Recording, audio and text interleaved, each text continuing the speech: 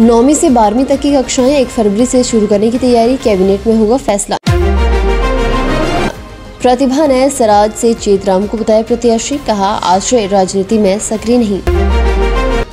CM Jairam ने मंडी हवाई अड्डा निर्माण समेत केंद्रीय वित्त मंत्री से पूंजीगत व्यय के लिए विशेष सहायता मांगी। अब खबरें विस्तार से।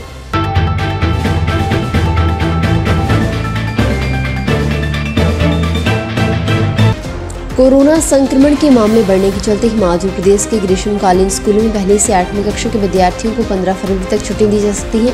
9वीं से 12वीं कक्षा के विद्यार्थियों को 1 फरवरी से स्कूल बुलाने की तैयारी है। शिक्षा निदेशालय ने सरकार को इस बाबत प्रस्ताव भेजा है।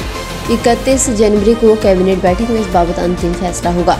31 जनवरी के बाद स्कूल खोलने या फिर बंद रखने को लेकर गुरुवार को प्रधान सचिव शिक्षा ने विभागीय अधिकारियों से चर्चा की। स्वास्थ्य विभाग से भी राय मांगी गई है।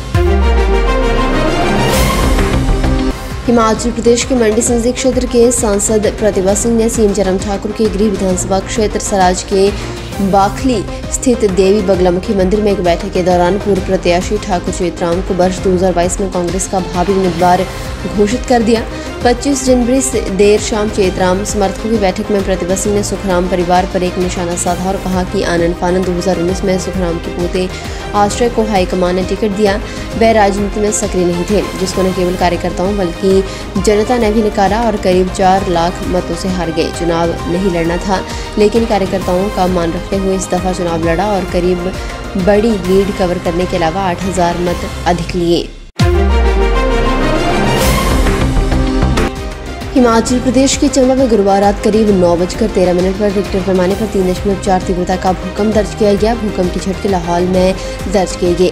मौसम विज्ञान केंद्र शिमला के अनुसार इसका केंद्र चंबा जिले में जमीन के अंदर 5 किलोमीटर गहराई पर था। भूकंप के झटके महसूस होने पर कई लोग अपने घरों से बाहर निकलकर खुले स्थानों पर आ गए। हालांकि भूकंप से किसी तरह के नुकसान की सूचना नहीं है। इससे पहले भी चंबा में भूकंप आते रहे हैं। प्रोफेसर HM सूर्यवंशी राष्ट्रीय प्रौद्योगिकी संस्थान हमीरपुर के नए निदेशक होंगे। केंद्रीय शिक्षा मंत्रालय ने उनकी नियुक्ति आदेश जारी कर दिए हैं। प्रोफेसर सूर्यवंशी वर्तमान में विश्वेश्वरैया राष्ट्रीय प्रौद्योगिकी संस्थान नागपुर महाराष्ट्र में इलेक्ट्रिकल इंजीनियरिंग विभाग के प्रोफेसर हैं। NIT हमीरपुर को करीब 1.25 साल के बाद नियमित निदेशक मिलेगा। वर्तमान में प्रोफेसर ललित अवस्थी के पास NIT हमीरपुर के निदेशक का अतिरिक्त कार्यभार है। प्रोफेसर अवस्थी को भी सरकार ने NIT उत्तराखंड का निदेशक नियुक्त किया है। उपचुनावों के बाद आगामी विधानसभा चुनावों में भी अगर प्रदेश सरकार हार का मुंह नहीं देखना चाहती तो किसानों की नाराजगी मोड़ न ले। अगर सरकार ने किसान बागवानों की मांगें हल नहीं की तो दिल्ली की तर्ज पर आंदोलन होगा। गुरुवार को शिमला जिले के जुब्बल में आयोजित संयुक्त किसान मंच की बैठक में आगामी आंदोलन की रूपरेखा पर विचार विमर्श किया गया। संयुक्त किसान मंच के संयोजक हरीश चौहान और सह संयोजक संजय चौहान ने बताया कि उपचुनाव में करारी हार से भी सरकार ने सबक नहीं लिया है। अगर यही रवैया रहा तो इस साल के आखिर में होने वाले विधानसभा चुनावों में सरकार को करारी हार का मुंह देखना पड़ेगा। हरीश चौहान ने कहा कि सरकार प्रदेश के 90% किसान बागवानों की अनदेखी कर रही है, जबकि चुनावी वर्ष में 7% कर्मचारियों की कुछ मांगें मान ली गई हैं। सब्सक्राइब करें हमारे YouTube चैनल को और ताज़ा खबरों की नोटिफिकेशन पाने के लिए प्रेस करें बेल आइकन को। प्रसिद्ध स्की ढलान सोलंग नाला में राज्य स्तरीय स्कीइंग प्रतियोगिता शुरू की गई। गुरुवार को सोलंग नाला में ski and snow board India की 2 दिवसीय स्पर्धा को शुभारंभ किया गया, जिसका शुभारंभ मंत्री गोविंद सिंह ठाकुर ने किया। प्रतियोगिता में प्रदेश भर से करीब 250 खिलाड़ी भाग ले रहे हैं। पहले दिन यहां स्लालम के कई मुकाबले खेले गए। गोविंद सिंह ठाकुर ने कहा कि सोलंग नाला स्की ढलान को खेलो इंडिया के तहत विकसित किया जाएगा। उन्होंने कहा कि सोलंग नाला के ढलान के कोर्स जल्द विकसित किया जाएगा, जिसमें अंतर्राष्ट्रीय स्तर की प्रतियोगिताएं हो सकेंगी। कोरोना संकट के चलते बंद चल रहे सरकारी स्कूलों में रियल टाइम ऑनलाइन कक्षाएं लगाने वाले शिक्षकों को सम्मानित किया जाएगा। उच्च शिक्षा निदेशालय ने सभी जिलाधिकारियों से 2 दिनों में ऐसे शिक्षकों की जानकारी मांगी है। निजी स्कूलों की तर्ज पर सरकारी स्कूलों के कई शिक्षक नियमित ऑनलाइन कक्षाएं लगा रहे हैं। हर घर पाठशाला अभियान के अलावा विद्यार्थियों को पढ़ाने के लिए कक्षाएं लगाई जा रही हैं। प्रदेश के निजी स्कूलों में बीते 2 वर्षों से विद्यार्थियों को नियमित कक्षाओं की तर्ज पर ऑनलाइन पढ़ाया जा रहा है। इस तर्ज पर प्रदेश के कई सरकारी स्कूलों में भी शिक्षकों ने ऑनलाइन कक्षाएं लगाई हैं। इन शिक्षकों का ये प्रयोग काफी उपयोगी साबित हुआ है। विद्यार्थियों ने ऑनलाइन कक्षाएं लगाने में रुचि दिखाई है। इन स्कूलों में हर घर पाठशाला अभियान के तहत व्हाट्सएप के माध्यम से भी डिजिटल शिक्षण सामग्री भेजी गई है।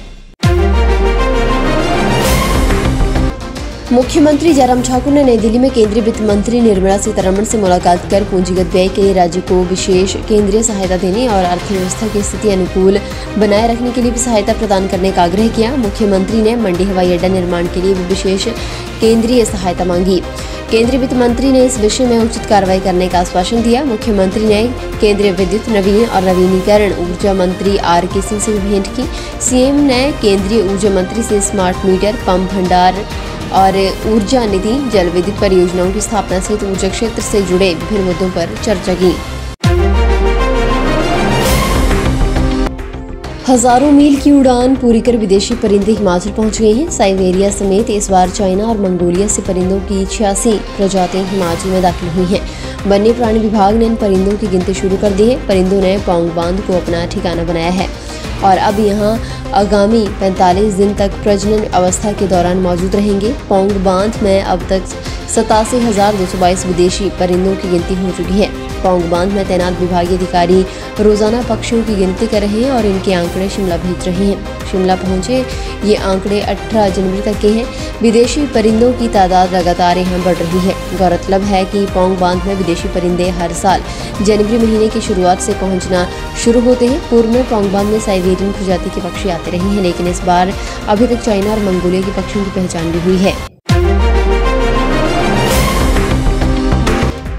9 फीट बर्फ में देश प्रेम, पर्यावरण की भावनाओं को कायम रखते हुए युवाओं ने गणतंत्र दिवस के मौके पर 8 फुट बर्फ के बीच तिरंगा लहराया। नेशनल फ्लैग सेरेमनी में कुल 22 युवाओं ने भाग लिया। इनमें 3 युवतियां भी शामिल रहीं। वहीं गुरुवार को मणिकरण घाटी की पंचायतों ने युवाओं को सम्मानित भी किया। कुल्लू ही नहीं बल्कि धर्मशाला के युवा भी शामिल रहे। 11 घंटे बर्फीले क्षेत्र में पैदल चलकर युवा मुकाम तक पहुंचे, जहां बर्फबारी का दौर जारी था। वहीं गणतंत्र दिवस पर ठीक 12 बजे युवा लक्ष्य तक पहुंचे और अपने देश का तिरंगा फहराया।